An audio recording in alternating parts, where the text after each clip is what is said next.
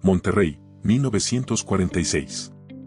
México se encontraba en pleno proceso de transformación industrial.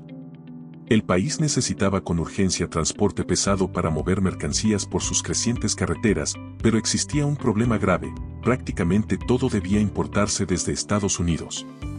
En un terreno modesto de 70.500 metros cuadrados, ubicado en San Nicolás de los Garza, un hombre de origen humilde, sin estudios universitarios, tomó una decisión que cambiaría la historia del transporte nacional. Él estaba convencido de que México podía fabricar sus propios vehículos.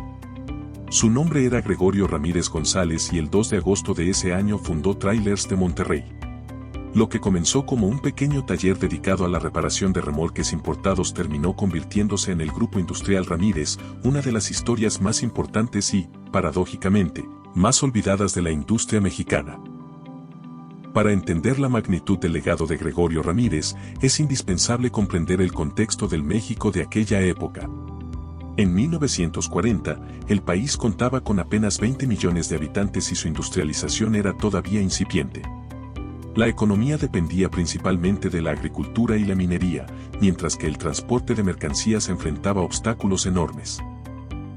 Las carreteras pavimentadas eran pocas y la mayoría de los caminos eran de terracería, que durante las lluvias se convertían en verdaderos lodazales.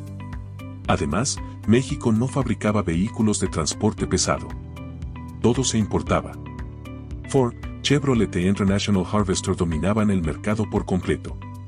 La situación se agravó de manera dramática con el estallido de la Segunda Guerra Mundial en 1939. Para 1941, Estados Unidos había redirigido casi toda su capacidad industrial al esfuerzo bélico. Conseguir camiones nuevos se volvió prácticamente imposible. Los precios se dispararon, los tiempos de entrega se alargaron durante meses o incluso años, y los repuestos comenzaron a escasear. Para los empresarios mexicanos del transporte, el panorama era crítico. Sus flotas envejecían sin posibilidad de renovación. México necesitaba soluciones propias, y las necesitaba con urgencia. En ese contexto, Monterrey comenzó a consolidarse como un polo industrial, beneficiándose del auge de la fundidora de acero, que abastecía materiales tanto al mercado nacional como a Estados Unidos. En esta ciudad industrial del norte, un joven de orígenes modestos estaba a punto de modificar el rumbo del transporte mexicano. Su nombre era Gregorio Ramírez González. Gregorio nació el 30 de marzo de 1913 en Sabinas Hidalgo, Nuevo León, dentro de una familia pobre que subsistía gracias a una pequeña tienda. Su educación formal terminó en quinto grado de primaria. No era ingeniero, no estudió en universidades extranjeras, ni contaba con formación académica avanzada. Era, ante todo, un hombre con una visión clara y una determinación inquebrantable. Decidió emigrar a Monterrey dejando a su familia en Sabinas Hidalgo para trabajar en el restaurante de su tío. Fue un comienzo humilde, pero Gregorio observaba con atención, aprendía del entorno y analizaba oportunidades constantemente. En 1940 contrajo matrimonio con María Jáuregui, proveniente de una conocida familia de Aguascalientes. Juntos formarían una familia con 5 hijos: Juan Gregorio, Guillermina, Clara, Gloria y Rosa. Tras el matrimonio, Gregorio comenzó a trabajar en una distribuidora de automóviles. Fue ahí donde ocurrió algo crucial. Entró en contacto directo con clientes que necesitaban desesperadamente camiones y vehículos de transporte pesado. Observó de primera mano un problema estructural: México no producía estos vehículos y cada vez era más difícil y costoso importarlos. Gregorio Ramírez era meticuloso. Estudiaba cada vehículo que pasaba por el concesionario. Analizaba su estructura, su mecánica y su diseño. Aprendía sobre el mercado de camiones y autobuses, detectaba necesidades no satisfechas y comenzó a construir un plan ambicioso. El 2 de agosto de 1946, en un pequeño taller instalado sobre un terreno en San Nicolás de los Garza, cerca de la Avenida Universidad y del Estadio Universitario, fundó oficialmente Trailers de Monterrey. Aquel predio de 70.500 metros cuadrados sería el punto de partida de una historia extraordinaria. La estrategia inicial de Ramírez fue tan inteligente como realista. No intentó fabricar cada componente desde cero, algo imposible dadas las limitaciones tecnológicas del momento. En su lugar, se especializó en la reparación y reconstrucción de remolques secos importados. Compraba piezas en Estados Unidos, las adaptaba y las reforzaba para soportar las condiciones de las carreteras mexicanas. Este proceso le permitió aprender profundamente sobre la construcción de vehículos pesados, soldadura de chasis, sistemas de suspensión y resistencia de materiales. Cada remolque reparado era una lección práctica de ingeniería. Los transportistas que acudían a Trailers de Monterrey notaron rápidamente la diferencia. Gregorio no solo reparaba, mejoraba. Sus remolques duraban más tiempo, resistían mejor los baches y se adaptaban a las necesidades específicas de cada cliente. Para 1952, apenas 6 años después de su fundación, Trailers de Monterrey se había convertido en la primera compañía automotriz mexicana. El pequeño taller se transformó en una fábrica y Gregorio estaba listo para el siguiente paso, producir vehículos completos bajo la marca Ramírez. En 1953 lanzó su primer autobús, el Sultana. Ese nombre se convertiría en una leyenda reconocida en las carreteras mexicanas durante décadas. Los primeros modelos utilizaban motores General Motors y más del 80% de sus componentes eran importados.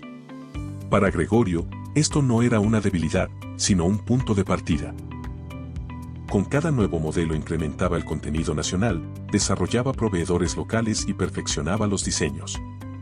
La evolución fue notable. Llegaron modelos como el Sultana Superimperial TM377D, el modelo 7 y posteriormente el Superimperial 8. En 1959, Ramírez presentó una innovación revolucionaria, el primer autobús panorámico fabricado en México, apodado cariñosamente el Jorobado por su parte trasera elevada. Los Sultana estaban diseñados para resistir las condiciones reales del país, con muelles reforzados y suspensiones capaces de soportar miles de kilómetros en caminos difíciles. No eran lujosos, pero eran prácticamente indestructibles. Las principales empresas transportistas del país adoptaron los Sultana, Transportes del Norte, Chihuahuenses, 3 Estrellas de Oro, Transportes del Pacífico, Estrella Roja, Estrella de Oro y muchas más. Pero el éxito no se limitó a México. Empresas de Perú, Colombia, Argentina, Guatemala, Honduras y Paraguay comenzaron a importar estos autobuses mexicanos. El modelo SP Superpanorámico, equipado con 40 asientos de lujo, cafetería, salón de lectura, aire acondicionado y sanitarios, se exportaba al Cono Sur. Para inicios de los años 70, el 35% de la producción del grupo industrial Ramírez se destinaba a la exportación. Gregorio no se conformó con los autobuses. En 1959 inició la producción del camión pesado Ramírez, equipado con transmisiones de 12 y 15 velocidades y motores diésel Cummins de hasta 320 caballos de fuerza. Aunque se fabricaron menos de 350 unidades, eran vehículos robustos diseñados para condiciones extremas. Sin embargo, su proyecto más ambicioso llegaría a mediados de los años 60 con la Rural Ramírez 750, la única camioneta diseñada y fabricada completamente en México. No era ensamblaje, era ingeniería nacional. La Rural 750 contaba con motor de 6 cilindros, tracción 4x4 y una capacidad de carga de 750 kilogramos. Era funcional, resistente y pensada para el campo y la industria. Incluso apareció en un episodio del Chapulín Colorado, conducida por Ramón Valdés, quedando inmortalizada en la cultura popular. Se produjeron alrededor de 1000 unidades, hoy altamente valoradas por coleccionistas. Antes de continuar, si esta historia te está atrapando, suscríbete al canal México Viejo, porque este tipo de relatos no suelen contarse. El éxito impulsó una expansión sin precedentes. Ramírez integró a sus hermanos y creó un conglomerado industrial que fabricaba rines, frenos, estampados y más. Llegó a producir más de 50 modelos distintos y consolidó formalmente el grupo industrial Ramírez en 1978. Sin embargo, la competencia con Dina, respaldada por el gobierno, fue desigual. La crisis económica de los años 80, la nacionalización de la banca y la apertura del mercado automotriz terminaron por asfixiar al grupo. En 1981 dejaron de producirse los Sultana y las demás líneas cerraron gradualmente. Gregorio Ramírez falleció en 2002, dejando un legado inmenso. Hoy quedan pocos vehículos Ramírez, conservados por coleccionistas.